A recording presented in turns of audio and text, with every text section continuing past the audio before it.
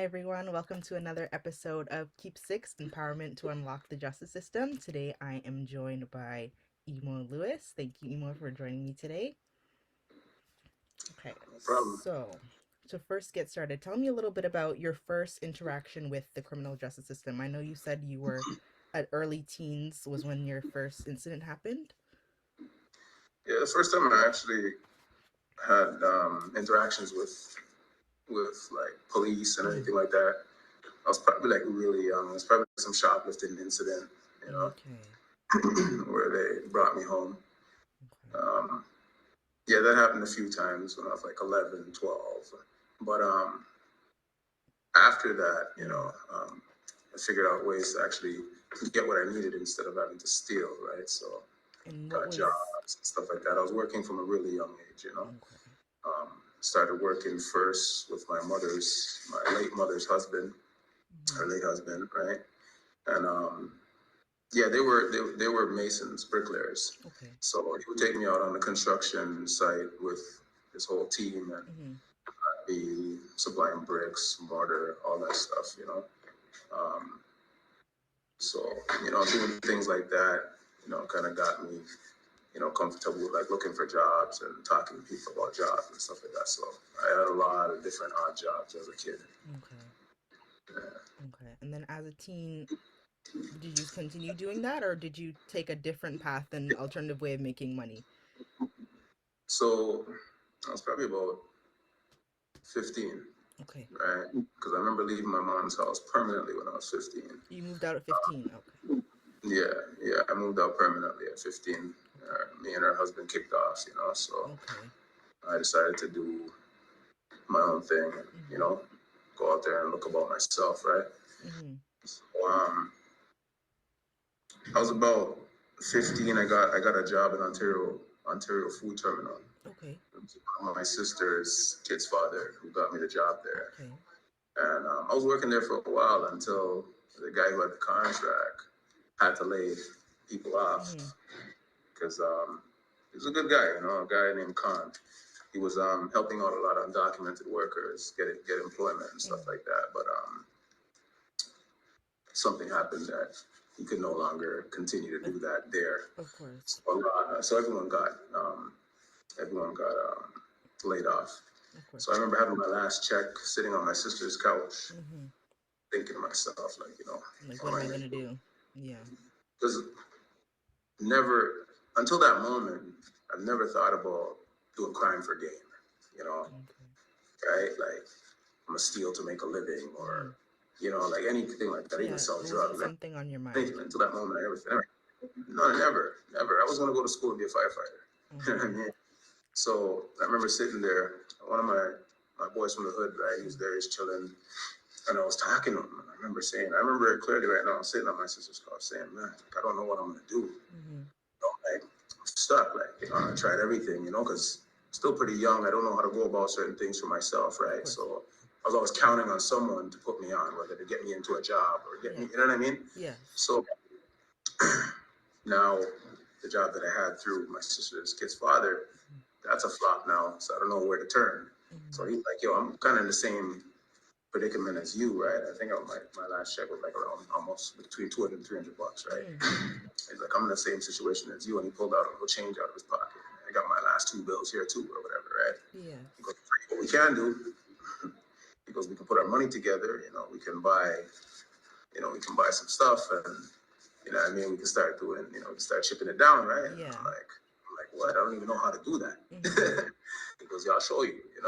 And So your friend was the one that kind of influenced that whole. yeah, Okay. he and to be honest, like I remember once I started doing that, Mhm. I felt, a certain level of independence, Did you feel right? like, let's say, like, to quote unquote, like the boss? Like, you No, not felt like necessarily. that I guy? just felt like I didn't have to worry now about what I'm going to eat tomorrow, Okay. when I need fresh clothes to put on. Yeah. Do I have to, go shoplift or something like that? You know what I mean? I Mhm. have to think like that. Yeah. Because now I'm doing something. It felt like I have my own job, and Mm. yeah, in a sense, I am my own boss. Is that financial freedom? Like Yes. I set my own hours. I Yes. go out, and you know what I mean. It's my own hustle, my own drive. that's bringing in that income for me, Yes. right? And Mm-hmm. I was able to do things that I wanted to do as a kid, um, go make sure I was dressed well, make sure I was eating Of every day. course. I mean, if I wanted to go to a little after hours party or whatever to just have a good time on the weekend, I Of was able to course. do that. You said Didn't you have were to you said run you for were anything. you said you were 15, so were you still at school at the time while you were doing this? No, Okay, you had no, left school. Okay. because my mom Mm-hmm. had made a decision to send me to work with her husband full time. Okay. So this is where we end up having some friction, me and her husband, and end up kicking off because, again, like I said, I wanted to go to school. Yes. You had dreams. You knew what you I wanted had to my do. own, I had my own views for my Of life course. and my future, right? But I wasn't in control of those things, right? Of course. So fast forward back to doing what I'm Mm-hmm. doing, and then ultimately there was a night where I was hanging out with a few friends. This was a night, it might have been like a Friday or a Thursday. Mm-hmm. I remember that I was planning to go to an after hours a little bit later, Mm-hmm. um, and I was talking to one of my friends who lived in a building next door to me. We're standing outside, and then I saw another friend Mm-hmm. show up. You know what I mean? This is back when we didn't have cell phones, or kids couldn't afford cell Yeah. phones, right? So if you had any money, you might have a pager, and Mm-hmm. there's the payphone across the street. You go check who you're checking through the pager, right? Mm-hmm. But we always knew where we're gonna be, right? So Mm-hmm. if we're chilling someplace, you can always see your homeboy pull up real soon. Like you be chilling all of a sudden when the homies pull up, yo, because they know we know where we're gonna be, right? Yeah. So my boy pulled up and like, yo, what are you guys dealing with? What's going on tonight? I'm like, I'm gonna go do this. I'm Mm-hmm. gonna go do that. Everyone's like, yeah, I'm gonna go do this, go do that, and link up here or whatever, right? Mm-hmm. But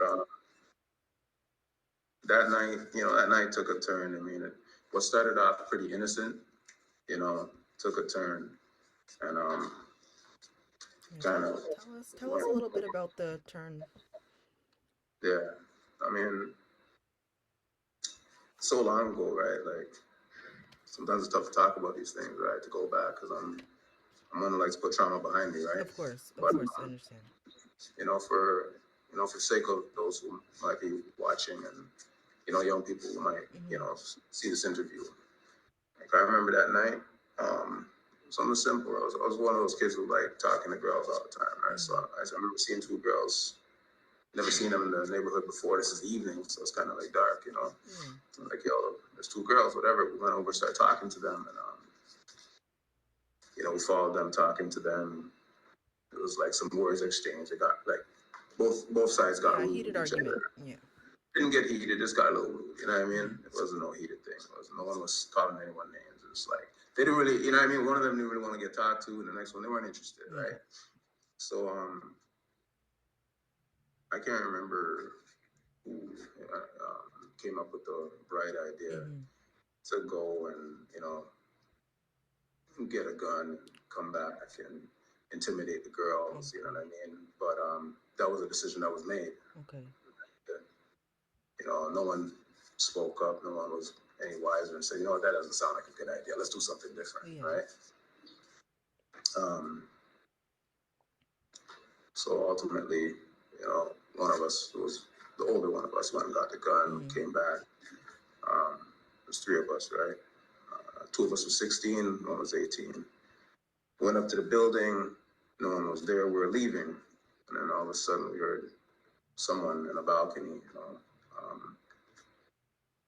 shouting down. There were some other kids around the neighborhood, Mm-hmm. like in front of the building that we walked up to. Mm-hmm. There's a person that said to some of the kids, yo, you know these guys? And I don't even remember if the kids answered him, but it was a grown man, Yes. right, in his 30s. And he had gestured to us and said to us, he's going to come downstairs. And when he comes downstairs, he doesn't want to see no one there, right? Yeah. And we didn't leave. We lived there in the neighborhood. Where we were going Mm-hmm. to go, right? Mm-hmm. Us were kids with a gun, right? And now we've been threatened, Yeah. you know? Um, so he left the balcony. The gun came out of the backpack. One of my boys had it, but it was wrapped up. This guy came down, and I never had the opportunity to even tell this story in court. Like we were Oh, told. It's we're told by our lawyer, to just, not say nothing, and the lawyers would that's handle the that's what this case. is for. We want to hear your side. It happens a lot, right? Where Especially when young, you're young. exactly, Yes. and you don't know the system. You've never been in that situation before, and you counting on your lawyer, to Yes. get the best result for you, Mm-hmm. and advocate on your behalf. But this individual came down, actually exited the building from the safety of his apartment, came down and walked up to both me and my friend, who were the same age, and literally grabbed us by the scuff of our shirts like Oh my this. gosh. Right. So here we are, two Yeah, young two kids, young right, kids. being held up by this grown man that we don't know. Yes. Um, my boy had the gun behind his back, so a kid from the balcony, from the same balcony he came from, shot it down. It was his kid. Um, he said, Dad, he has something behind his back. So when the kid said that, he let go of us, took some steps back, and he started kind of, looking at us up and down. Yeah. But more specifically, my boy, right? Because he's the one with his hands behind his back. Yes. But he saw my hands, right? So he started asking my boy, what does he have behind his back? What do you have there? He's like, yo, my youth, what do you have there? Yeah. And my friend didn't say nothing. I can imagine he was afraid Of too in the course. situation. I was afraid. Now what's gonna happen, right? Yeah. A lot of cats probably won't say that they were afraid. You know what I Of mean? course. They don't want to seem It's a tough. scary situation. You know what I mean? Mm-hmm. And I'm sure he was afraid too. He didn't know what's going on, right? Yeah. He came downstairs all stout, grabbing up people's kids and stuff like that. When nothing happened, no one touched his. Eventually, it turned out that one of those girls were his girl that came to the community to visit him, right? Okay. So he came downstairs, to defend their honor or whatever, right? And teach us a lesson, right? Yes. So he started moving towards my friend, right? My friend didn't say nothing. He still asking what did he have in his back. But one thing I just left out, when he backed up, he put one of his hands behind his back, started Okay. gripping at his waist. Okay. So he's gripping at his waist and gesturing to my friend, like, yo, my, what do you have there? You guys are two young teenagers that are scared as well, so. Exactly. So now he's gripping. He's literally got his hand behind his back. I don't know what he has behind it. It's a grown ass man. Um, um, I remember slowly taking steps to the side, right? Because I'm thinking if these guys start firing at each other, I don't want to be in the crossfire, Yeah, of course. right? And plus, I'm trying to see if I can get an angle to see what he has behind his back because I'm caring about my boy's well-being. Of course. This guy's like family to me. He comes to my house, open my door, walk in. It's like a brother, and I never really had brothers, right? Yeah. So the man started moving towards my friend. So he got a certain distance, so my friend removed the gun from behind his back, took the towel off it and held it down, just held it down. It was a shotgun, a soft shotgun. Held it down facing the ground. So it's like he brandished it, right? So it's like, he's feeling threatened. I know, you know what I mean? I know it's when he's feeling threatened. This guy's still coming towards you. So it's like, he's trying to show him, you know, back up. I gotta, I got a weapon here. You want to see what I have out here? This is what I have. Yeah. So the man is still, his hand behind his back and started walking towards him even more now. It's telling him the same thing, hand behind his back, saying to him now, Mike, what are you going to do with that? What are you going to do with that, Mike? See, and then he's trying to get close, maybe he wants to try to disarm my friend. So got a little closer. My friend pointed at it. It's like, this is communication without speaking, man. Give me my space. Yeah. He stopped for a second, he looked at him maybe he figured, this is a kid, he ain't gonna do nothing. I'm gonna take that from this kid, kick his ass and send him on his way or whatever, right? Yeah. I don't know what he was thinking, right? Of course. Continued walking towards my friend and he got within lunging distance and I remember he made like a move like he was gonna lunge. I just remember hearing the gun go off.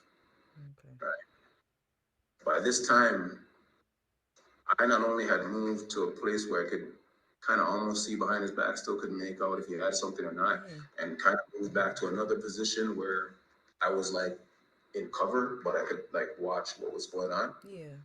And I seen when the gun, heard when the gun went off, and seen the man grab his lower abdomen. I remember my boy running past me. I remember standing there watching Mm-hmm. this man holding on to his lower abdomen. Yeah. He like, kind of stumbled back a few times and then dropped on the ground. And I remember hearing my friend shouting at me, like, yo, let's go. Okay. Like, Yeah. I kind of snapped out of it and I took off behind my friend, right? Yeah. So that was the first incident Right. that Okay. happened that got me locked up. I was charged with manslaughter and I got convicted of manslaughter. Okay. Um, And where were you sent? I was sent to what I call an experiment that, the government did back then, Toronto Youth Assessment Center, Okay. TIAC, Okay. right? This was a brand new facility, and they made this facility. Uh, they created this facility out of a part of Mimico Institution. Okay. Mimico was an adult institution. Okay. One of the I used to call it lower security provincial institutions. Mm-hmm. So they took a portion of that and made a young offender facility out of it, right? Okay. It wasn't that place wasn't designed for kids, right? Mm. But Okay. it was never designed for kids. It was never Yeah. designed with us in mind, right? So they just took a portion of a prison that they already had built Mm-hmm. with adults in mind Mm-hmm. and threw a bunch of kids in there. And what they did, they put us in there at what they call phase two. So phase two young offender is from the age of 16 and 17. If Okay. you're arrested at 16 and 17, you're housed with guys your age. Okay. But while you're serving pre-sentence time, you're going to court and you haven't been given bail while you're there in that detention center, you can be there for 2 years. You can end up being 18 or Mm. 19, Yeah. right? So there's guys there from 16 to 19, Mm. even 20, Mm. right? And like I said, it wasn't designed with us in mind. I mean, So was there no like programs for youth at all to rehabilitate you guys in any type of way? No. no. No. Okay. They had an area that they call the school. Mm-hmm. According to their program, Mm-hmm. their youth rehabilitative program, if you don't have a high school diploma, you had to go to school. Mm. Now, when you went to school, it wasn't like they were engaged trying to, Get you guys make to certain learn. that you succeeded in the school up there. It was just as long as you went up there, the teachers were fine. Mm. Those who, because you already know, like in public school, like you have kids that can focus on schoolwork and kids that need help Yes. focusing. So the teachers, if you were up there to do your work and you did your work, cool. The teacher will help you if you ask. But most of the guys that, the same kind of kid, same kind of attitude from Yeah. like youngs in school, all over the place, listening to music, having conversations. Yeah. Those guys are just up there day to day, just to be up there. And they set it up in a way like they literally give you your school. Like if you're up there and you don't get your high school diploma, it's Mm. because you didn't want it. You know what I mean? Like, Mm. so it's not like you're really getting an education. They're just fulfilling their chick in a box, right? Yes. It's a job, right? Of course. You know, we're a human resource, right? Yes. Of course. Right? So beyond school, I don't remember anything else Really. as far as programming. Real talk, Okay. like there was chaplain.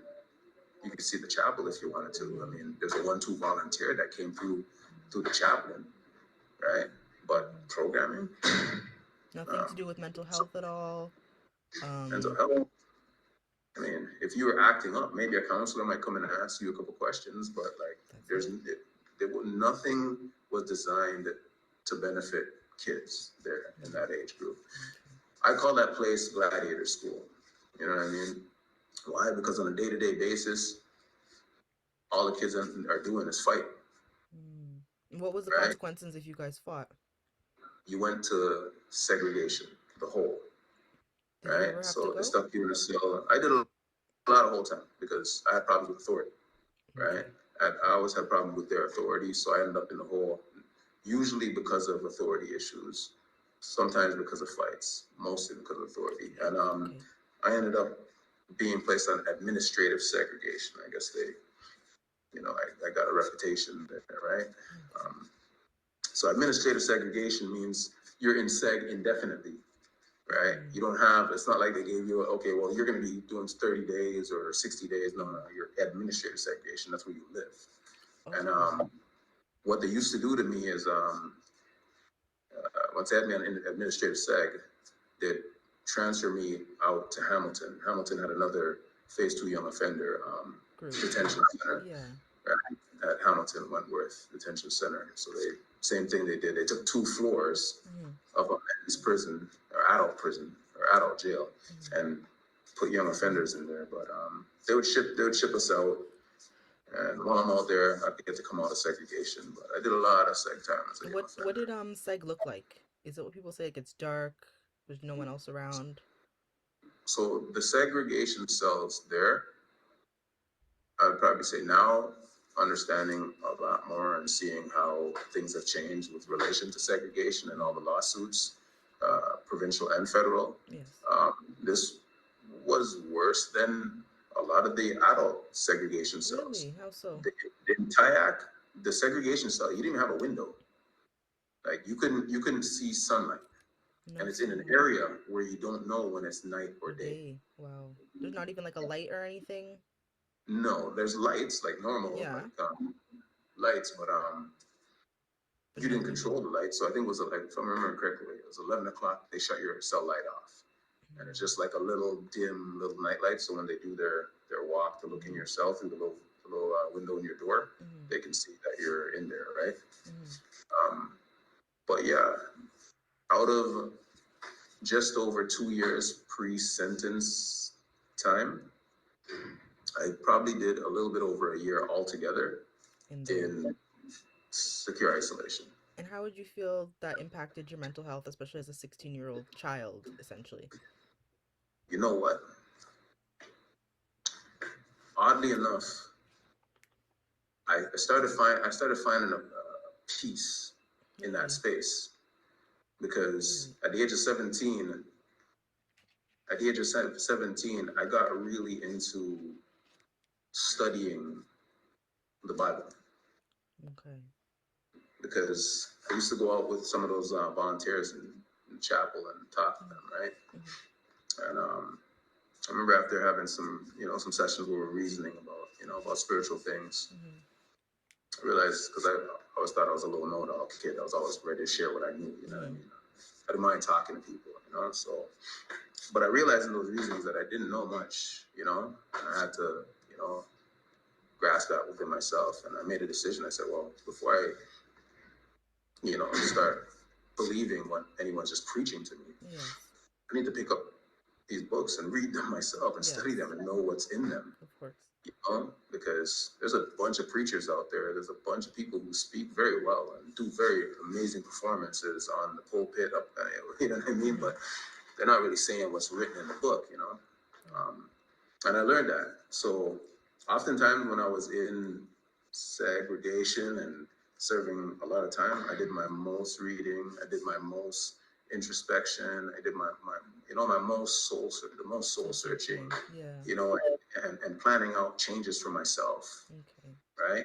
Mm-hmm. Because when you're in custody, if you don't want to do it yourself, ain't nobody gonna do it for you, Exactly. right? Because there's nothing here, and even today, like the time that I've been in right now, Mm-hmm. the things that we had in the system, as far as like things that assist prisoners, Yes. right? They're gone, you know.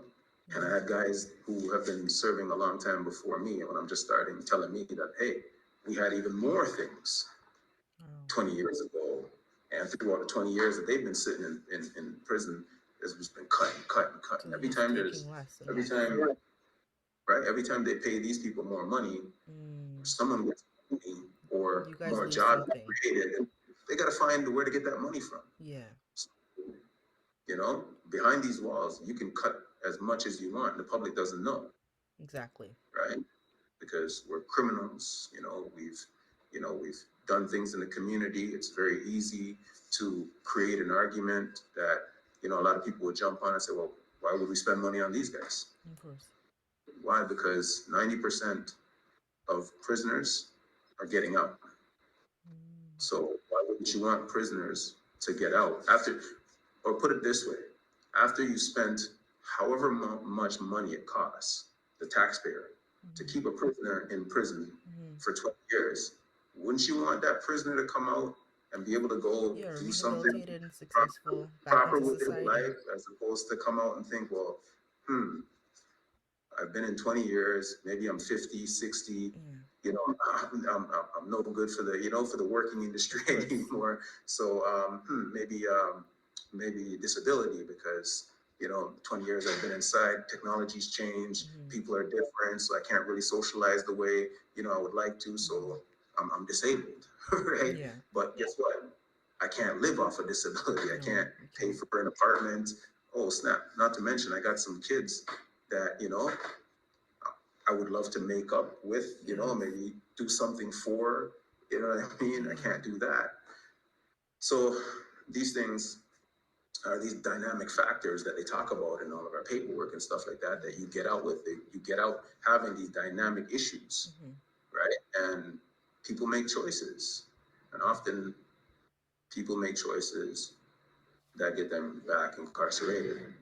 And that's primarily because of lack of, Of you know, rehabilitation services. rehabilitation. And, one question I ask, like, this place is, this institution, from the government down, they call it Corrections Service Canada. Like, Mm. I ask the question, what does Corrections Service Canada I was really thinking about correct, that today. I was thinking about right? that today. What is the term corrections? Right? Like, who do you correct? What do you correct? And if there was a point in time that everything that was here within the system was necessary, was deemed necessary for correction, Mm-hmm. for rehabilitation, Mm-hmm. for whatever, Mm-hmm. if it was necessary for those things, why is it no longer necessary? Why can you now just cherry pick where you're going to take money from? And, oh, yeah, they don't need this anymore. And we can restructure, we can restructure the language in the paper, and, in Mm. our documents so that it's just a big game, right? Yes. And, I'm sitting in prison and I want to do things. Of course. I want something for my time that I'm sitting here doing. Like, I've been in almost 20 years now.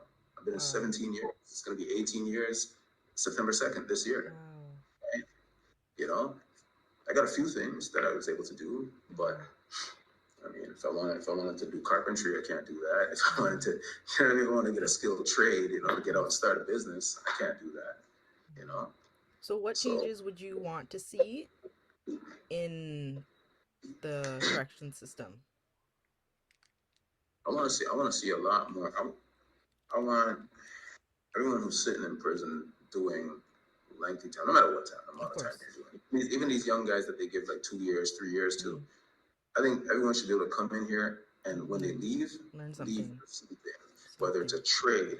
And it's not just your correctional program. Mm-hmm. Okay, your correctional program, it's a structure that it assumes that everyone doesn't have cognitive skills, Mm-hmm. right? So it walks you through, thinking about issues and stuff. And granted, there are people that need that. Yes. There are people that need that. But most individuals who find themselves in this situation are very cognitive. Yeah. You know what I'm saying? Quite cognitive, Mm-hmm. very creative, you know, Yes. right? Some of the most amazing things come out of the minds of prisoners, Yes. and come into the community Yes. because all you have is time, and sometimes your most creative self comes out in these spaces. Of course. Your most ambitious self comes out in these spaces because you have no distractions, right? Exactly. But the system needs these things. We used to have something called hobbycraft. Hobbycraft was a space. It might have been a room. In some prisons, it might have been a room just as big as this one, Okay. and you do woodworking. You could Mm. make mirrors. I watch guys, and I actually regret not spending. Now I regret not spending more time in that space because I watch Mm. guys make whole living room sets, like dining table, Wow. side tables, like purchase the wood through Yeah. the purchasing. program with their own money that whoever sent them on road, or money that they chose to save up from their little institutional Of job. course. You know, their little $60 every 2 weeks. You know, they've saved that Of up for course. months, and then buy some wood and do something for their parents who's aged, because you Yes. know inside and they're worried about us, and Of we've course. made them upset or whatever. So guys try to do things like that. I watch guys make amazing things and ship out to their family. Some guys even created a business because these things were Oh. set up so that you could do that. You could create these things, and the hobbycraft department helps you market these things to the street. Mm-hmm. And the little bit of money that you would make, you could help your kids. Of You could do course. something at home, Yeah, right? something important.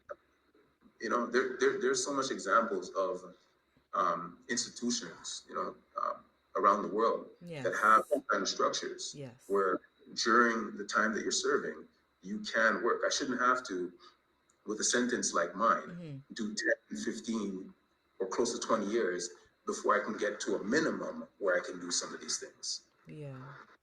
Between the maximum security, you know, where someone who's serving life or starting a life sentence Yes. has to serve a mandatory minimum of 2 years, right? Between Yeah.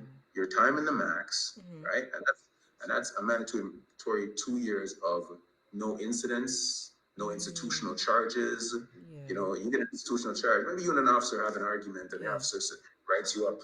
Inmate Lewis was disrespectful to staff, or rude to staff. That's You a know, that's it's a institutional minor charge. charge that could slow me up. Oh. That could take 6 months for me to get back on track, to get out of the max, or to, you know what I mean, to move forward. Yes. All these they'll play little games with you. You know, Mm. some of us, they don't like that we're vocal, and you know we can actually talk, and Of course. you can call them on their bullshit. They really don't like that. You know, I'm a little too Mm. uppity for that type of shit, right? You know what I mean? Of course. But I don't rap with them. I call them on their shit all the time, and I tell them straight up, don't insult me. You Yeah. know, I'm not your average prisoner. Don't insult me. You know, Mm-hmm. but these are the games that they play with you, and you know, and I think not only it affects the community, it affects families. Yes. If I wasn't the individual that I am, right? Like there's other prisoners who might not have the same mindset as me, who might not have the same support system as me. Yes. You know what I mean? Yes. So they're at more of a risk coming out of prison after doing a long time of reoffending, Mm-hmm. you know, and these are things that need to be addressed, Mm-hmm. right? Like I know once I'm released from prison Yeah. that I'm gonna be employed. I'm gonna have gainful employment. I'll Of be all right, course. But right? that's not guaranteed for everyone. Exactly. So And what that's the problem. so what do you think needs to happen in employment for people that have had charges in the past? Because I feel as though that it's very closed off. They see it on your record and most people are turned away. Do you feel as though employment needs to be more open to giving people a second chance? And not just Absolutely. construction, because I know everyone comes out of incarceration, they go to construction, but that's not an Yeah. option for everyone. People have different physical disabilities and things like that. But look at it like this. The government doesn't even believe in their own correctional system. Because if they did, they would create a structure whereas prisoners who serve long time Mm-hmm. could go through the programming, get some Mm-hmm. employable skills, and now when you get out and you're on parole, not only do you get the skills inside, but there's a structure set up. The government has a structure set up Mm-hmm. whereby you get out and you get jobs Yes. from the government. So if they themselves aren't willing to make that kind of a commitment, they don't believe in the system that they've set up. No. It's real easy. I mean, we're in here and they utilize us as slave labor. Mm-hmm. They have their racket called Corcan, Mm-hmm. right? Which is a Yeah, factory. tell And tell us about that because I know you said $60 every 2 weeks was what the salary is for the so, workers. so when I first started working in Corcan, Uh-huh. that must have been in 2011, Uh-huh. right? That was my first time working in Corcan. So Corcan at the time, you get what's called incentive pay. So you get an incentive pay level to, for guys to come and work in the Uh-huh. factory. Uh-huh. The factory I worked in was a metal shop. We were Okay. making lockers Okay. for the military, beds for the military. All these things cost money, right? Like, Yes. I mean, I don't have access to the books. I wish I did, Mm-hmm. because I would, I would do some auditing myself Yeah. and expose the the racket, right? But Mm-hmm. we make these beds and stuff, and the incentive pay that we're getting, I can't remember exactly Mm-hmm. It's okay. how much per hour, Mm-hmm. what our hourly rate was. But if you worked in Corcoran, you got two pay. You had your base pay, which is what you would get for any other prison job. You even get the same thing for going to school or programs, Okay. right? That used to be if you're on level A, because it's a level system to it, right? Mm-hmm. If you're on level A, which is the highest level, you probably get around, call it $60 every 2 weeks. Okay. It's not enough to I'm live not on. sure that, I mean, back then, I mean, we weren't in such a big inflation that we're experiencing Yeah. right now. Now. So the $60 helped a lot. You know what I Mm-hmm. mean? Like, that was a good little subsidy, for when it comes to having people send money from the street into you, Mm-hmm. right? Like, I don't really like having my people send me money off of the Of street, to be course. honest, because I'd rather the money stay out there and my kids get taken Mm-hmm. care of or whatever else gets taken care of. Mm-hmm. I want to be able to put some money out there. Yes. But your base pay would be like that, and then you had your Corcan incentive pay. So if you were on your level A base pay and your level one Corcan pay, Mm-hmm. I remember getting a little over $400 every month, Okay. right? Okay. And that's great for being in prison, Yeah. because I'm not paying bills per se out of my own pocket. Okay. What But about they do. room and board? I've heard about room and board charges before, and I didn't know that at So all. so all of this structure, again, like I said, the racket, right? Because we pay room and board, we're charged. We get our financial printout. We get a Mm-hmm. financial statement of all of our Oh. accounts, because whatever money comes from the road goes into an account system that every prisoner has, Yes. right? So we have a savings account, a current account, and a canteen account. Mm-hmm. So whatever money comes from the street cash goes immediately into your savings account. I would Okay. have to fill out a request to move some of that money out of my savings account into my current account so I can access it to make a purchase through purchasing. Say I need a new pair of shoes, Yes. and I got to use the purchasing system that they have here to buy one of their super inflated I'm sure. I'm carbon sure. shoes. Mm-hmm. There's nothing on there that has any good value, but the price is inflated. Like, you're paying probably a good 30% more of what you pay on road. And Wow. that's by design, because it's another racket that they use to sift money out of prisoners in the prison system. Of course. But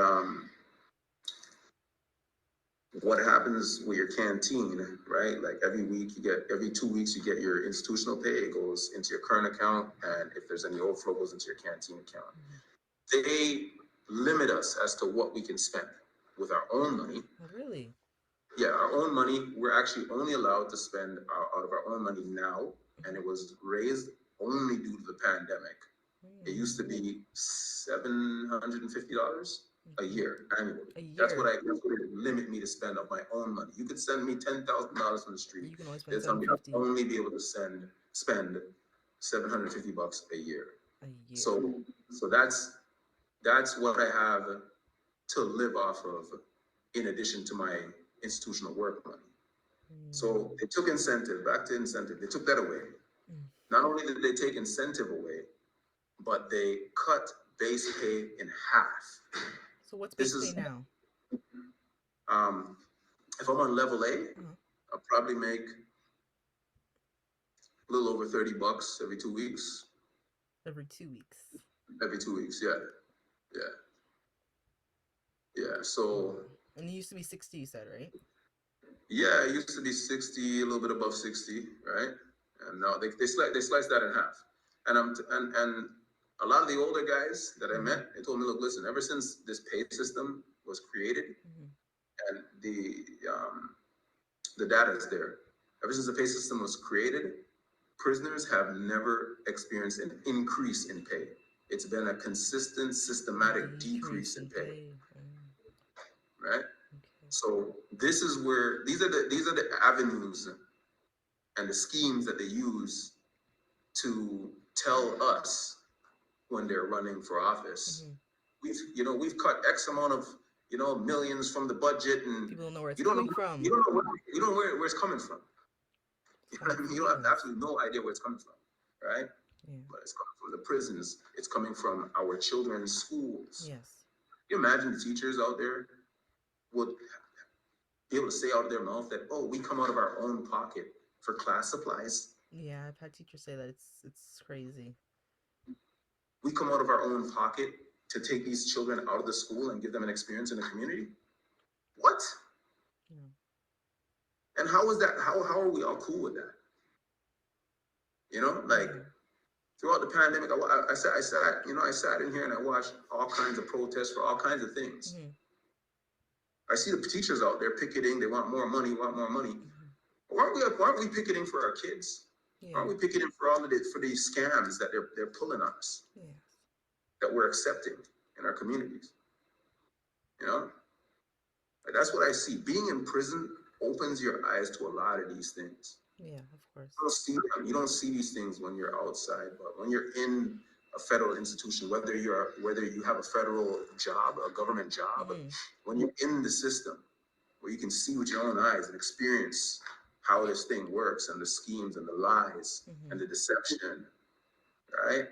Then you look at things differently. Of course. You might look at someone who's stealing out there and might say, well, damn, I wonder why he's stealing, as opposed to, oh, you thief, you should be locked up.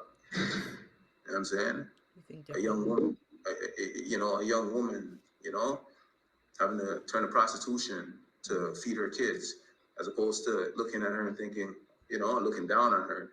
Wonder why in this great country, this Mm-hmm. amazing country with Yeah. all these opportunities, are young people suffering Yes. now, and now our aging people are suffering too, because their pensions, they can't even live off of their pensions. No, they can't. Like, you know, So, I sit in prison, I see it all, and these are the things I think about, right? And I just can't wait to get out of prison, because I'm wasting away in here. I feel stagnant. I feel, yeah. I feel so much I could be doing, How right? would you call on citizens to support prisoners on the inside? Citizens need to demand the information to understand how this thing works, Mm-hmm. and not just us being in here and what happens to us here, but how the money is being spent, how the money is being used, Yes. because they're pulling the wool over everyone's eyes, right? My own family, was under the impression like, oh yeah, you're in prison, they take care of you. You get 3 meals a day, you get this, you get that. Prison is expensive. It is expensive for a prisoner to live in prison. Mm. You And understand? I It's think a not lot of people don't know that. They think it's a free lifestyle. But tell us, how much would you say you spend in a day, or in a week? Let's say in a week. Think of all your expenses. so right now. I never used to have to spend more than, let's just say, 40, 45, maybe $50 every 2 weeks on canteen to subsidize the meals that they give us Oh, here. yeah, of course, Now, I cannot say anything negative about the meals, because there's people starving on the road, of course, right? And I have to check myself on those things. You know of what I mean? Like, course. in ignorance, you want to look at the food maybe because you don't like it and say something negative, but real talk, it's gourmet compared to what some people are eating on the road, Of course. right? So we're getting 3 good meals today, Mm-hmm. right? But your first meal starts at 7:30 in the morning. Your second meal in the institution that I'm in right now, your second meal is at 12:30 in the afternoon. Your final meal is 4:30, right? 4:30.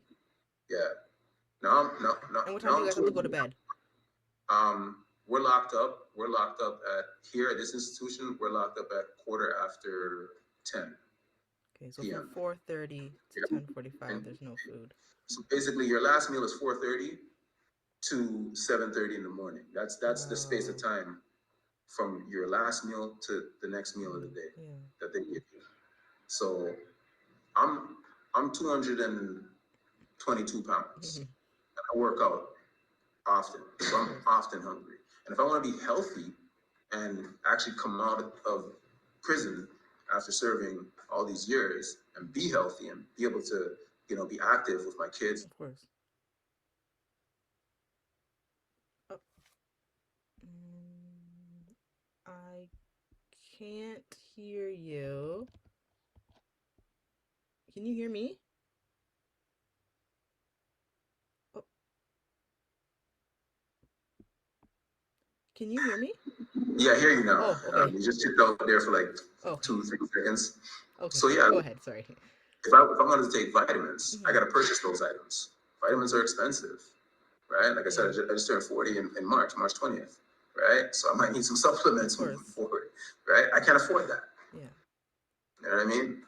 Even if I spend my own money, like now, like I said, because of the pandemic, they bumped it up to 850 as Wow. opposed to the 750 Yeah. of my own money. Okay. They restrict my spending of my own money. And when it comes to canteen, I can only spend a maximum of $90 every 2 weeks. $90 every 2 weeks because you have to buy food. $90. You have to buy clothes. I assume. Um, Not really. at times you have to buy clothes. Yes. Yes, at times you have to buy clothes, Plus your room and and board. plus the room and board. How So much is that? whatever you get paid, you get your room and board deduction. So Oh. sorry, room and board deduction, your cable deduction, Oh. your inmate telephone system deduction. Every time you use the phone. So there's a deduction for us just to have the phone system. So Just to have they'll the probably phone. they'll tell you it's for the servicing. It's right, like Yeah. you have your service fees, like Of you'd have course. like if you had a home phone, you have these fees and Of whatnot. course. So all of that money that they're sifting out of us, they say it's for these things, Yes. right? So every prisoner pays around $9 every 2 weeks, Okay. right? That's what we're paying. About $9 every 2 weeks for, and that's just for one of those things. That's for your phone. No, I'm lying. That's for the cable. For the cable. That's for the Okay. cable. We pay for the cable too, Okay. right? So there's cable. So yeah, there's your inmate telephone system, your cable, your room and board, um, cable, your room and board, telephone system, cable, room and board, and room and board. That's our food too, you know. So Oh. yeah. So the way they structure it, so it's like a welfare system. So Mm. it's inmate welfare, right? So the government allots a certain amount of money to every person, right? Just like if a person's on welfare on road and you get your little government money, Mm-hmm. but then they control it. If it went to account that they control, so they sift out a little bit here for your food and a little bit here for that, but the money comes to us, right? So that's why Yeah. they can say they're charging us room and board, Mm. right? So it's a scam. You know what Yeah. I mean? Because I don't get the benefits of a tenant, Yes. but I'm treated like I'm a tenant here Mm-hmm. in the federal system, right? Mm-hmm.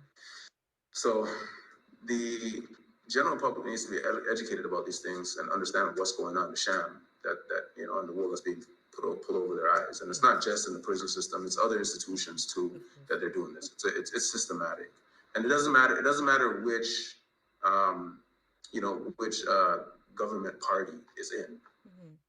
right? It's the same thing, and nothing really changes. Like for instance, if the conservatives are in, they tend to want to strip a lot of things as Mm-hmm. fast as possible. They don't care who they take it from. They just want Exactly. to take it and put it somewhere in someone else's pocket, them and their friends who they do business with. Yes. And then the liberals will come in and, liberals are supposed to be so great and whatnot, you know what I mean? But they're not putting the things back that No, that were the taken away. conservatives want them stripped away. No. So how great are they? Yeah. You know what I mean? Yeah. You know? Oh, man. That's why I'm not really into like politics, you know what I mean? Yeah. Like that. Like I'm not one of those ones who like, yo, I need to vote for this or that. I Mm-hmm. see the game that's being played. It's theater, you know? I mean, and often when I watch like the news and I see the people in France, for instance, Yes. France, they don't play over there, No.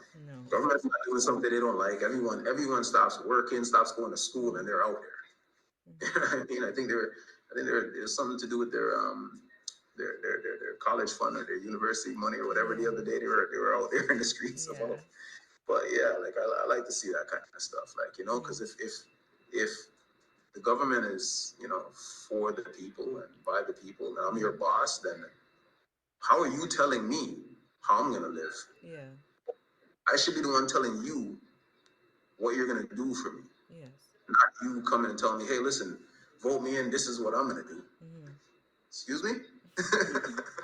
Right? What? Vote you in what? Excuse me. No, this is what I want you to do. Yeah. Fix that up and do this, and we'll think about voting you in. Exactly. You know, put a game on me, man. But that's what's going on now. Like Yeah.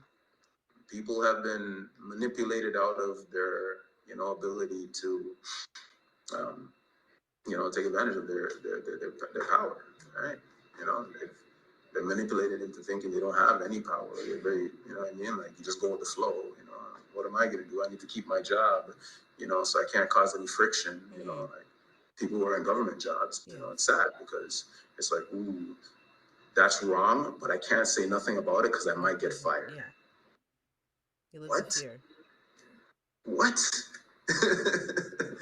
Why do we all accept that? Mm-hmm. You know?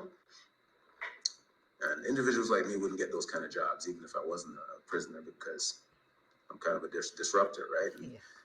when I sit down in front of the person who's interviewing me, they have the questions. I mean, I've read some of the textbooks on our human resources, right? And, so when you're in those interviews and they're asking you certain questions, the way you answer tells the kind of person you are, right? It's all psychology, right? So if you're a disruptor, they ain't gonna hire No. you. You got to know the finesse yourself. You got Yeah. to know how to answer those questions to get that job. Of course. One thing I want to talk about is I know you're talking about the support system of your family. I know you have a Yep. wife and two kids. Yes. Tell us what it's like to be a parent on the inside, because obviously you're able to talk to them, but I know you're not in the same province as them. So what does parenting look like?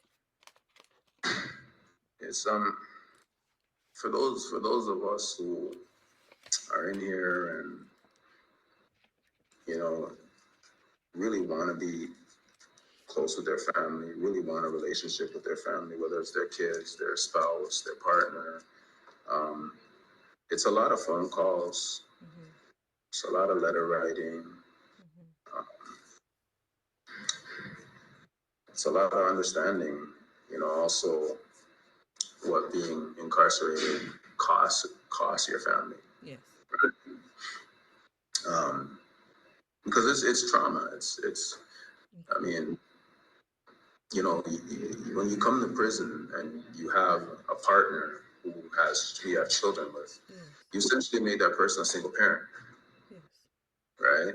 Not that they asked to, they weren't planning to, to be a single parent. You make choices and, you get yourself in a situation that affects those closest to you. Mm-hmm. And, over the years, you see, especially when you're doing a long time, Mm-hmm. um, depending on how your support system around your family on road is, you could experience some serious lows, some financial lows, some emotional lows, right?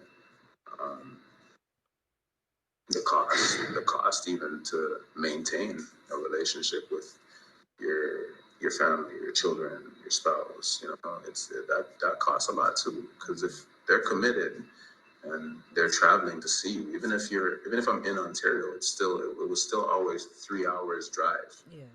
with my wife and kids to come out and see me. Mm-hmm. Um,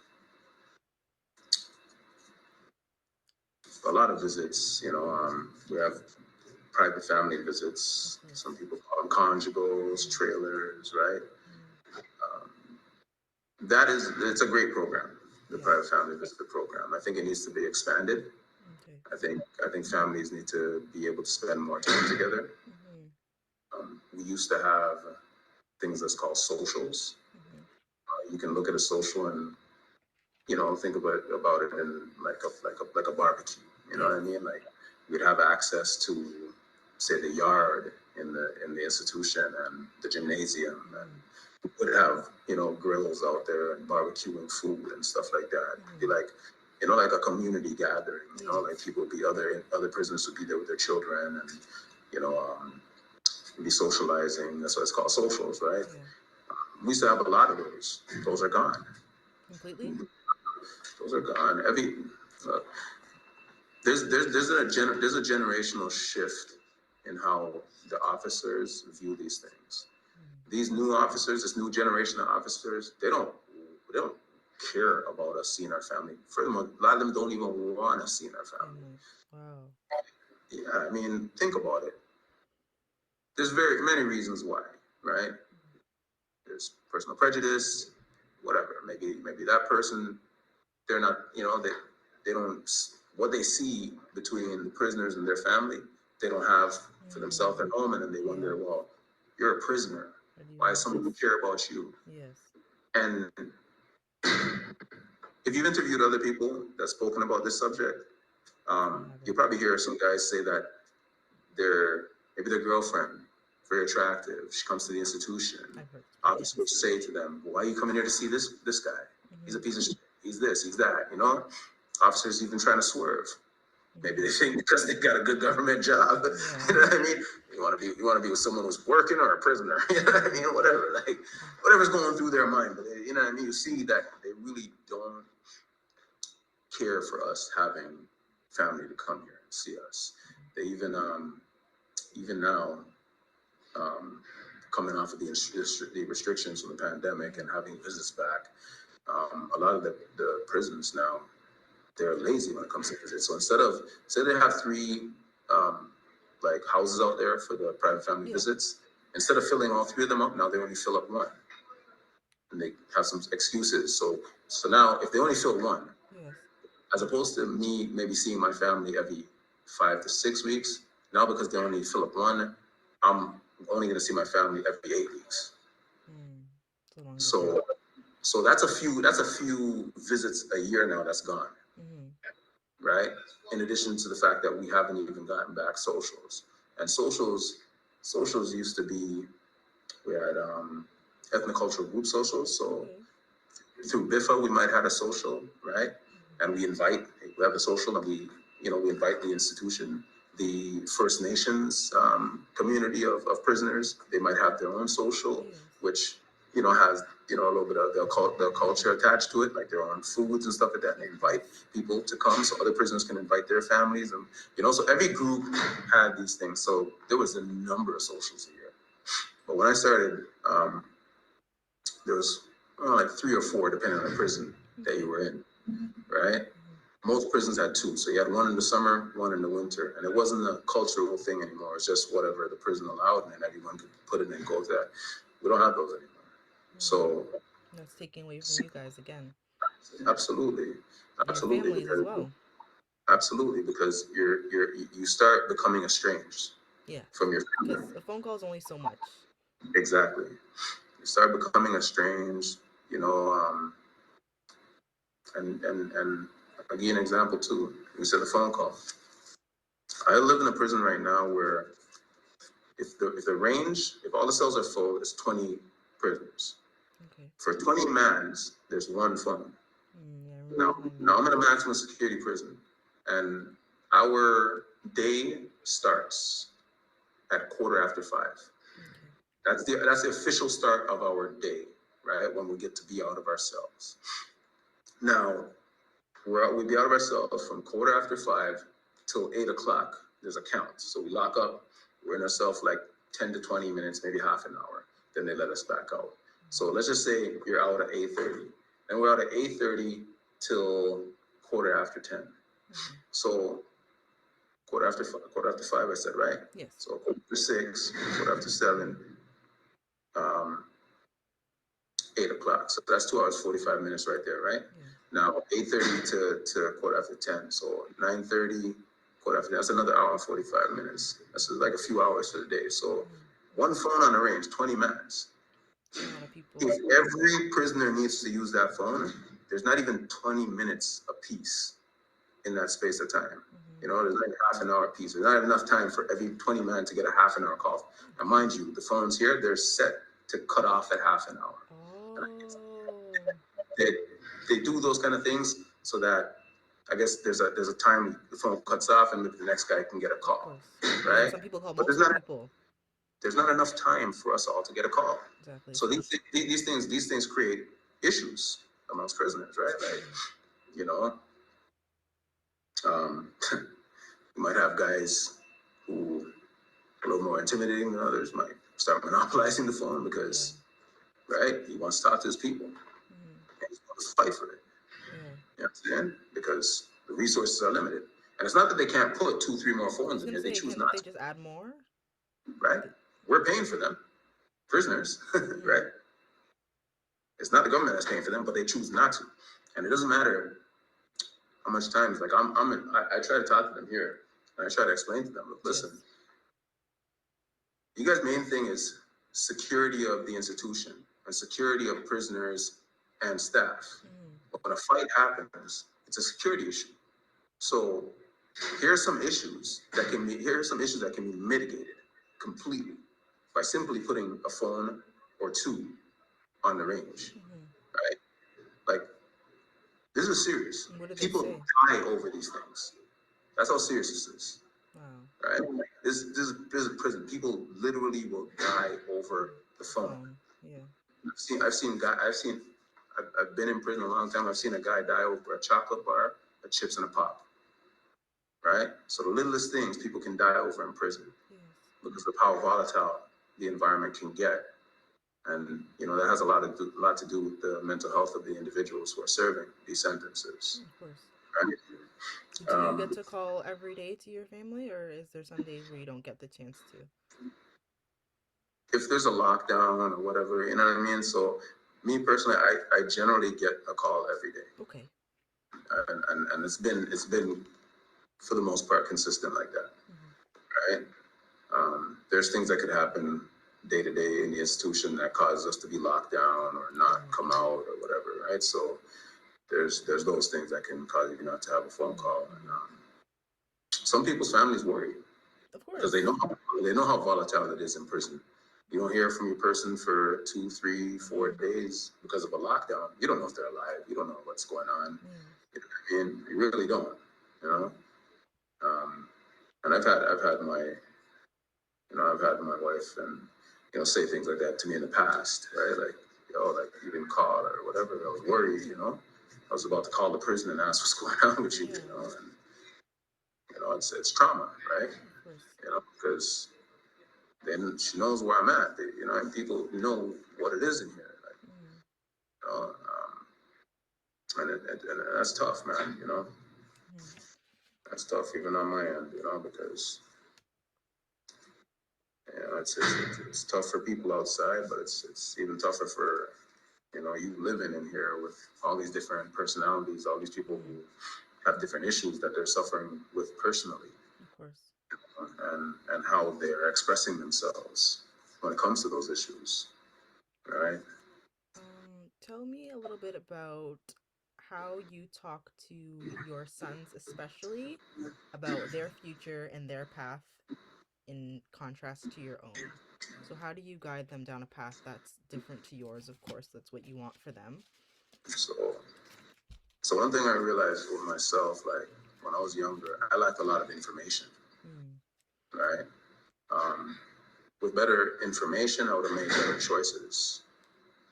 I thought when I wasn't, I thought when my mom took me out of school or had me go to work with her husband, that I needed my parent to enroll me into school.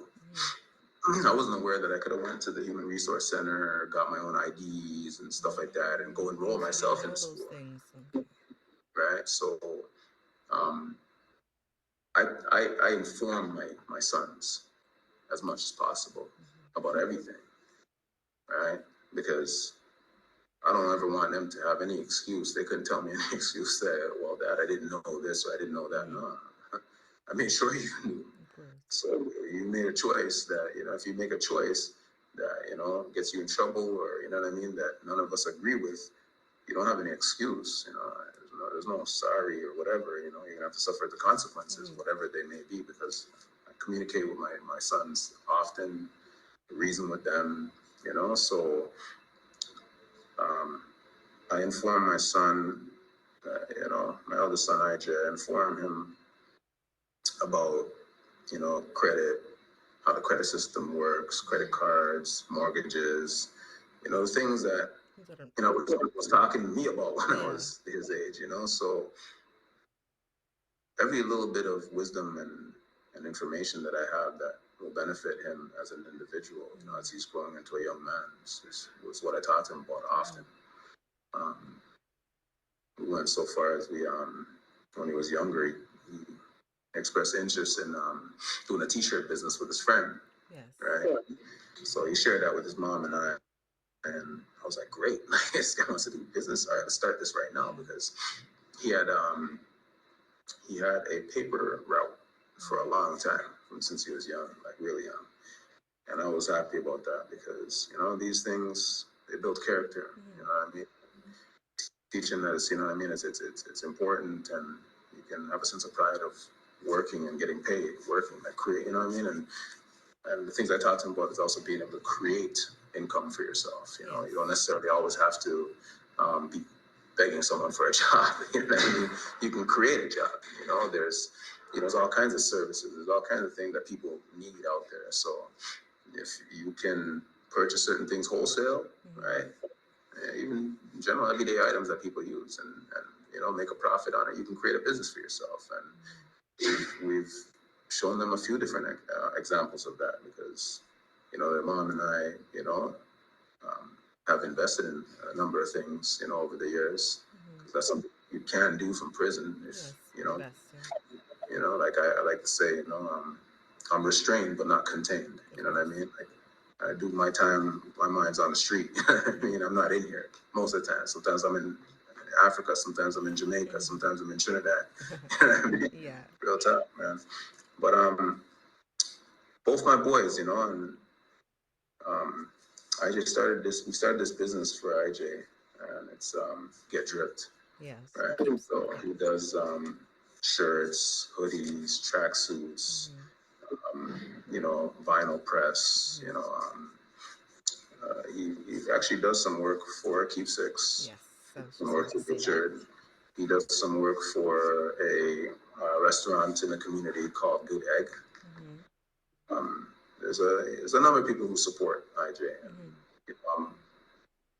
I can't be even more excited, more happy for that, man, because I tell them all the time, like, don't take those things for granted, because I didn't have that. I didn't know how to cultivate that, and by the grace of Jehovah, God Almighty, he's been blessed to have all these people that look at him and love him and want to support him just genuinely, and genuinely, right? And I tell him, like, that's all by the grace of God, man, Do you feel as though that if more youth had these support systems, that they would sway from the streets and gangs and other criminal activities such as this? Absolutely. Absolutely. One thing I would say, like, I would like to see done out there in the community is, and so I've had this experience when I was younger. I was able to, go to camp a couple times when I was a kid. That's because I was awarded the crown, right, for a couple of years. So the government paid for me to go to camp and stuff like that. So I had those experiences, and it was amazing because I got to get out of the city, and like, I remember feeling out there, like feeling relaxed out there in the wilderness, like you're not thinking about anything that you'd think of when you're, in your community, whether it's, the bullshit with, within this, the social groups, or, anything at home, or, like, it was just different, and your politics, like. So I think like experiences like this would benefit a lot of the inner city kids, right? Because most people who live in a city, live, grow up, die right in their community and never go anywhere else. So their mind's in a box, and it's not until you get one, two little experiences where you get to get away from it, and does your mind open up to, like, yo, there's more out here, and maybe you get a little more courage as a young person to be like, you know what, I can go away from this, you know what I mean? Because a lot of people have detachment anxiety, right? Where it's like, oh, well, I don't want to go too far from my family, or I want to, like, I was always an adventurous person, right? And I think, like, a lot of people have this anxiety that, like, if I go too far, I might get lost out there and not be able to do anything for myself, or, but which is not true. There's so much more outside of our community. There's so much more out there in the world, so I think there should be a lot more a lot more programs like that that get kids out of the community, and kids from different communities too, Yes. right? And it needs to start when they're young, before they get to the age where they start getting involved in the Yes. local politics, or get involved in the local gang, Yes. so whatever. Because if we're taking kids from all of these communities and introducing them to each other in this setting, and we have activities where they're like a team, you know what I mean? They become friends. They get to know each other, before all the bullshit starts, Yes. right? So when they hit a certain age, it's like, I can't be beefing with homeboy. That's my dog. Exactly. I don't care what neighborhood he lives in. I Mm-hmm. don't care what you guys have going on. That's my dog. I'm not. It's not happening, right? Mm-hmm. I think there's so many ways to nip things in the butt Yes. before it gets to a point, and we need to think about activities and programs and structures that do that, that catch it before it reaches a certain point with kids, right? Whatever they're going to be involved in, you know, um, programs that empower them Yes. with information and education, Yes. and it's not just, hey, let's play basketball. No, Learn something.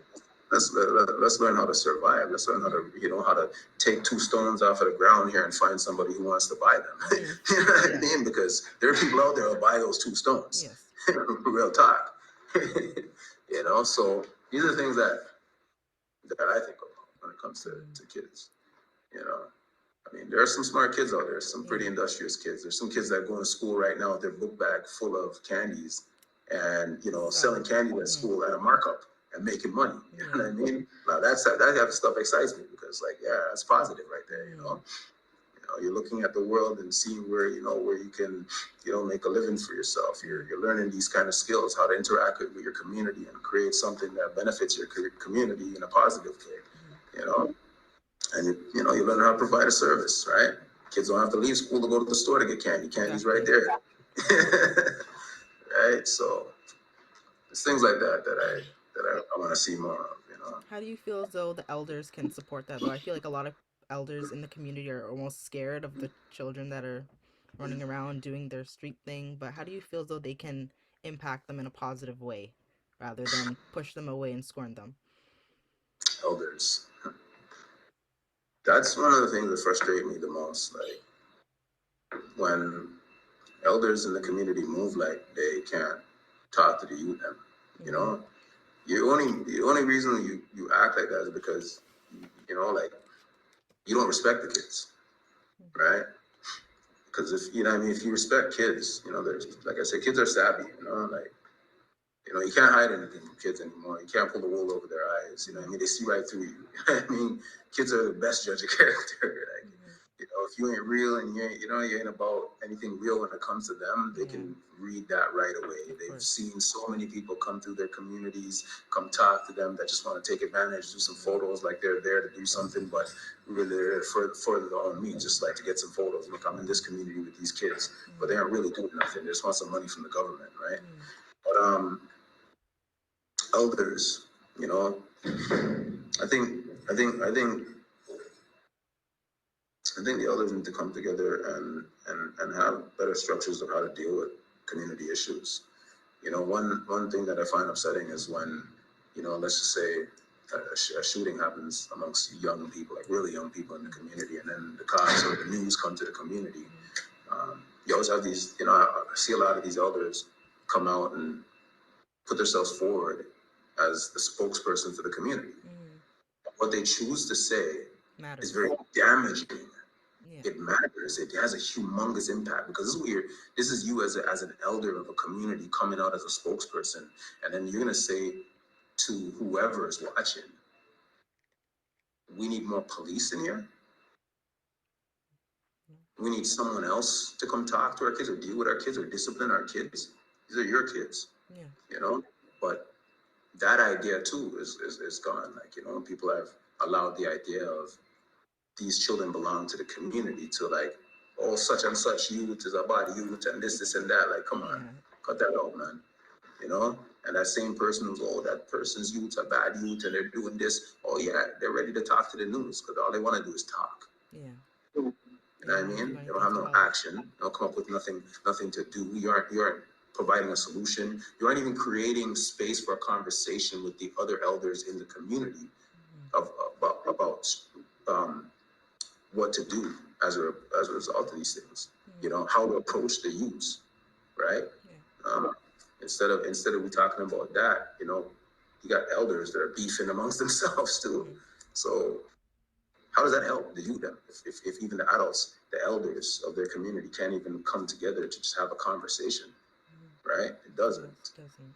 Well, no one should be opening their mouth to the news media when they come into the community until the community leaders have met Had a and conversation. really understand what the narrative is going to be regarding this issue, right?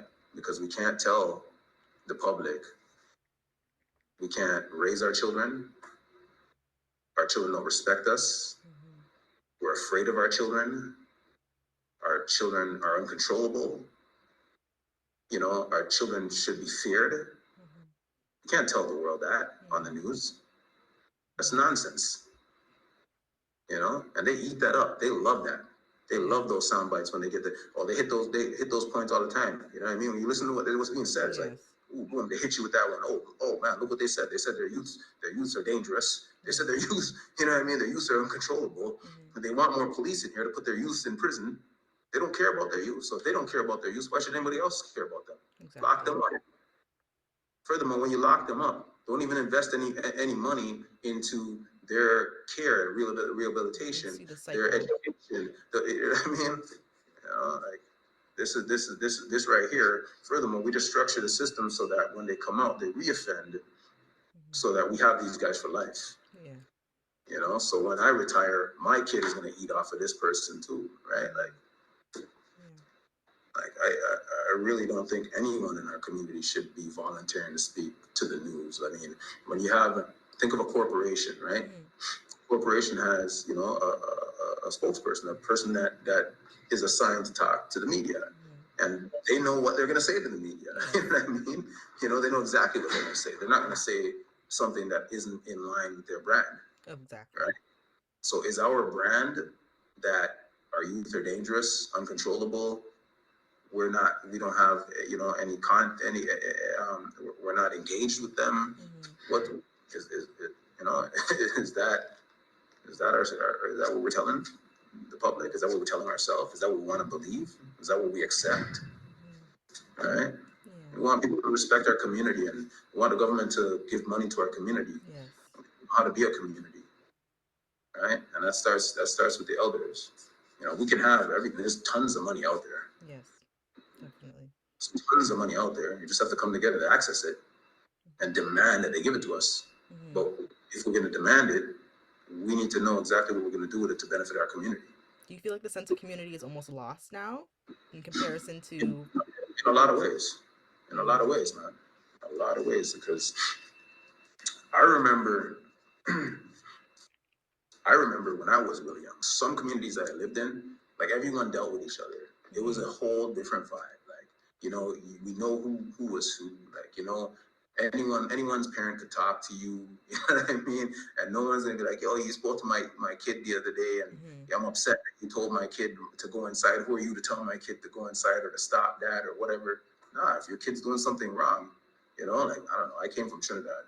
You know, if I walk past an elder back when I was in Trinidad in the '80s, before I came to Canada, and didn't say good morning, good afternoon, they actually had all right to bust my ass right there in the corner.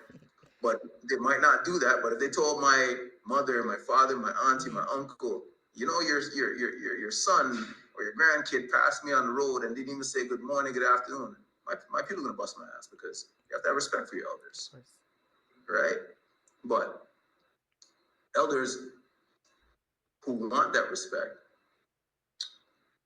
have to be conducting themselves in a way that they're worthy of that respect from the youth, right? We need to see you active. If I see you out there fighting on my behalf as a youth, and the things that you're fighting about, it benefits all of us in here. I'm like I said, kids are savvy. You know what I'm saying? They're not stupid. So they know who's real. They see you being active, doing real things, they respect you. Okay. I'm saying anybody who's out there who's active in the community knows that they have those kids' respect. Mhm. Anyone who's out there day to day checking for them Mhm. knows that they have those kids' respect. Mhm. You know, kids will tell each other, yo, don't diss that person still. That person's doing such and such and such. Yo, Yeah. yo, listen, I think you should leave. You don't want to be around here. Something's going to happen. Like, you know what I mean? You get that level of respect from the youths, right? Mhm. But when elders just talking, just twisting up their face at the youth, then when they walk by, Mhm. you all judgy like, Yeah. you know, having these youths feel like they're less than, Mhm. you know, they vandalize your house now. Where you think that's coming from? Yes. That's just them saying you're being an asshole. You're Mhm. not really a nice person, and I don't respect you. You know what I mean? Because I see you twisting up your face at me. Yeah. You know. I mean, look, man. Seen the news some weeks ago downtown. I think it was in Toronto. Yeah. Young kids they charged because they said the youth them rush a big man and took his bottle of liquor and beat him and he Oh. ended up dying, something Mhm. like that. I seen that on the news. Mhm. And the narrative on the news was these little kids. I think some of them was about 12. Yeah, they're like 12, 13, and 14. You understand? So these little children, the narrative that they chose to go with is these youths wanted the man's liquor. They wanted his liquor, so that's how it came across to me, at least hearing it on the news. Like they wanted his liquor, so they beat him to death and took his liquor. Mhm. So why couldn't it be that the man said something or did something to one of the youth them, Mhm. and they just defended themselves. They stuck up for each other, and it just so happened that they took his liquor after, and he ended Exactly. up dying, right? Yeah. Like, so that's the narrative. That's the narrative they want. They want us to have like, okay, well, kids from these age now, like this is what they're doing. They're hunting down people in the Mhm. public and beating them to death for their alcohol. So what does that say now? Okay, well, did they learn that in their household? Their parents alcoholics or what? Like, Mhm. where's that story further? Where does that go? Yeah. Like further from that point, like because these things are deep what they're putting out there Yes. on the news, right? Like when I sit down and I listen to these things, I'm like, what? You know, I mean, Yes. a 12 or 13, 14-year-old kid beat a man to death just because they wanted to drink his liquor. Yeah. When I wanted to drink liquor at that age, if I really wanted to drink liquor at that age, I sat outside the beer store until I seen one of those, one of those hippie looking guys. Yes. Yo, buddy, you want to buy me a King Can? All right, kid, I got you. Everyone knows that. Yeah. So who's beating guys to death for their alcohol? Mhm. That's silly, you know. But the news, that's attractive. That's attractive Yes. media right there. You know what I mean? Just to grab attention. Right? Yeah. So, in closing, what message do you have to the community, to youth that maybe want to get out of the street life, people that need to be supporting these youth? What do you want to say to them? I say first to the elders, there's a lot more that you can be doing out there in the community.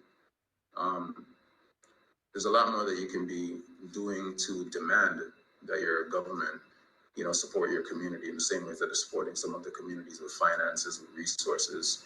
Um, I remember a while back when the late Rob Ford was mayor, and he made a statement, and I took that statement to heart when I heard it because it's like, wow, I couldn't believe this guy was saying these kind of things. But these are the things that when people in government make these kind of statements, I think every community member should get up and protest these statements Mm-hmm. because it implies that the statement he made was he's not investing in any hug a thug programs. And to me, that implies that everyone who comes from our communities Yes, as a are, thug. you're born a thug, Yeah. right? So if we're asking for money for our children, and he said, and he refers to that as hug a thug program, so that implies that our children are destined to be thugs, Yes. right? And I reject that narrative. I Mm-hmm. reject that narrative vehemently, right? And I think everyone who's an elder out there in their community should reject that narrative. If you Mm-hmm. accept people saying these kind of things, then that's what everyone's gonna think. That's what everyone's gonna believe because no one's saying Speaking anything up about it. about it, Like, yeah. if someone says you're a thief and you didn't steal nothing, you're not gonna say, "Well, what are you talking about? I'm not a thief," right? So if they're calling your children thugs and they're only like 4, 5, 6 years old, Mm. you need to you need to do something about that. Elders need to get together, community to community. We need to have a network. So when these kind of things happen, we link each other and we're out there putting in work. Yes. That's what the youth them need to see. They need to see that kind of activity, and some of them might join you because then they'll understand that you're fighting for them and you're fighting the beast, their enemy, who's the government, right?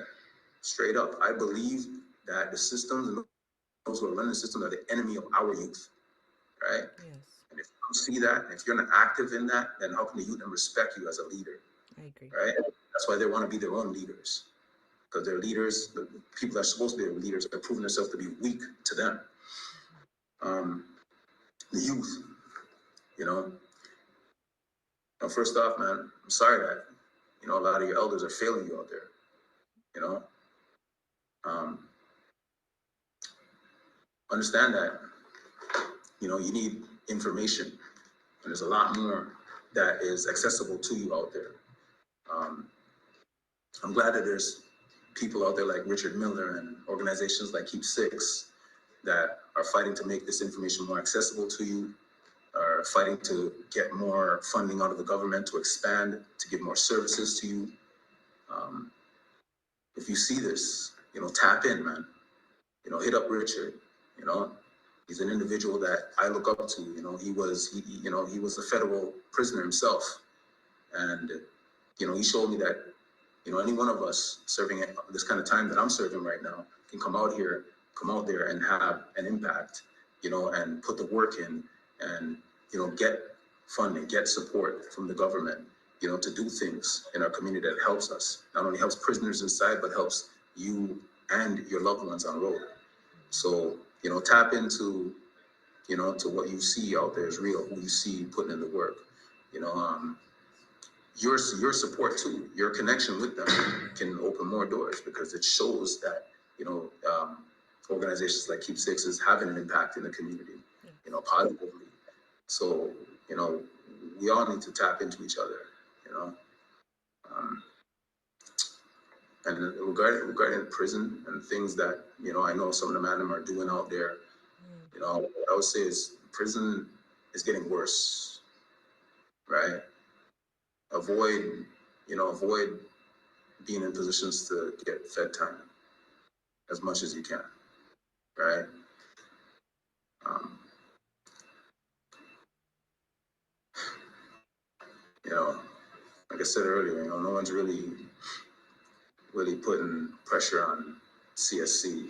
They call themselves Correctional Service Canada, but prison is getting worse in a way where it's like, I mentioned earlier, little things that we had that had funding, that we can, do to benefit ourselves. Those things are gone. What they want to see is they want to see us sitting in prison indefinitely. Nowadays, they're giving out um, dangerous offender designations like nothing. Like they want to designate, individuals dangerous offender. And if you're designated a dangerous offender, and usually this is the guys who are involved in a lot of violence. If you're designated a dangerous offender, you are in prison indefinitely. You have no release date, right? Um, your only hope really is if you can somehow make it through 10 years, 10 pristine, clean, no incident, perfect 10 years. And then you can put in an application to have a review. And they don't necessarily have to remove the dangerous offender from you. So these are one of the things that they're using right now to keep us incarcerated. Right now we have a liberal government, and so some of the things that they do want to take from us that are still here, maybe that's on a pause right now. But if the government shifts to, like, let's say, conservatives, it's already clear what they want to do. So whatever's left here is going to be gone. So I caution all young people.